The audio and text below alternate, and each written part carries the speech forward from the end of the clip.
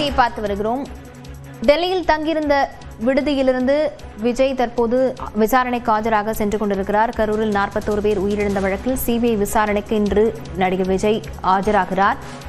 டெல்லியில் தங்கியிருந்த விடுதியிலிருந்து காரில் புறப்பட்டு செல்கிறார். விவரங்களுடன் செய்தியாளர் சுசித்ரா இணைந்திருக்கிறார். சுசித்ரா, விவரங்களை பதிவு செய்யலாம்.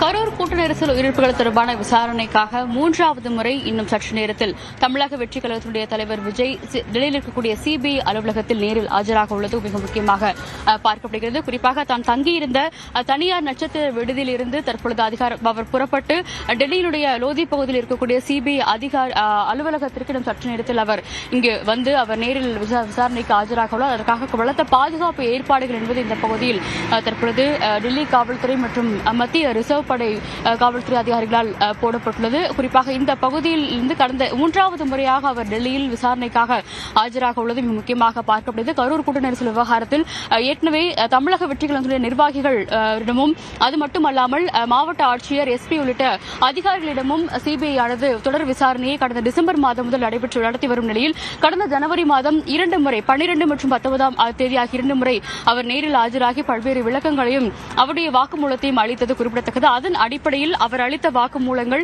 தாவேகா நிர்வாகிகளுடைய வாக்குமூலங்கள் மற்றும் சமர்ப்பிக்கப்பட்ட சிசிடிவி காட்சிகள் மூலமாக 3வது முறையாக விஜயிடம் விளக்கம் கேட்பதற்காக தற்போது சிபிஐ ஆனது அவருக்கான ஒரு சம்மனை வழங்கியிருக்கிறது. கடந்த வாரம் அனுப்பப்பட்டிருந்த நிலையில் அரசியல் கூட்டங்கள் உள்ளிட்ட பல்வேறு கமிட்மெண்ட்டுகள் காரணமாக தேதியை ஒத்திவைக்க வேண்டும் என்ற ஒரு கோரிக்கையை அவர் முன்வைத்திருந்தார். அதன் அடிப்படையில் இன்று அந்த சம்மனானது வழங்கப்பட்டு இன்னும் சற்று நேரத்தில் அவர் ஆஜராகியுள்ளது மிக முக்கியமாக பார்க்கிறது. தற்போது நேரடியாக அந்த காட்சியில் பார்க்க முடியுது. விஜயனுடைய வாகனம் இந்த பகுதிக்கு நேரடியாக அதில் ஆஜராவதற்கான அவருடைய வாகனம் என்பது சிபிஐ அலுவலகத்திற்கு தற்பொழுது வந்துள்ளது. நேரடியாக அவர் சென்று பல்வேறு கேள்விகளுக்கான ஒரு பதிலையும் இன்று விஜய் அவர் அங்கு அதிகாரிகளிடம் தெரிவிக்க உள்ளதையும் நம்மால் பார்க்க முடிகிறது. அவர் உடன் தற்பொழுது தாவேகாவுடைய வழக்கறிஞர்கள் விஜயனுடைய வழக்கறிஞர்கள் குழுவும் உள்ளே சென்றுள்ளதையும் நம்மால் பார்க்க முடிகிறது.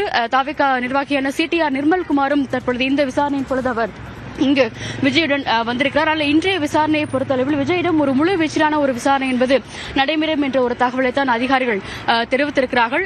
அது மட்டுமல்லாமல் தமிழ்நாட்டினுடைய காவல்துறை அதிகாரிகள் மற்றும் மாவட்ட ஆட்சியர் வழங்கிய அந்த ஒரு தகவல்கள் மற்றும் விஜயனுடைய வாக்குமூலத்தில் இருந்த ஒரு சில வேறுபாடுகள் என்பது இன்றைய விசாரணையின் பொழுது முழுமையாக விளக்கத்தை கேட்கப்படும் என்ற ஒரு அதிக தகவலையும், அதே போல முன்னாள் அமைச்சர் செந்தில் பாலாஜி மீதான குற்றச்சாட்டுகளை தாவேகாவுடைய நிர்வாகிகள் என்ற ஒரு விளக்கத்தையும் விஜயிடம் இன்று அவர்கள் கேட்பதற்கான வாய்ப்புகள் இருப்பதாக கூறப்படுகிறது. வரும் 17ஆம் தேதி செந்தில் பாலாஜிக்கு அந்த ஒரு சம்மனானது வழங்கப்பட்டிருக்கும் நிலையில்தான் தற்பொழுது அதிகாரப்பூர்வமாக விஜய் இந்த விசாரணைக்காக டெல்லியில் இருக்கக்கூடிய சிபிஐ அலுவலகத்தில் ஆஜராகியுள்ளார்.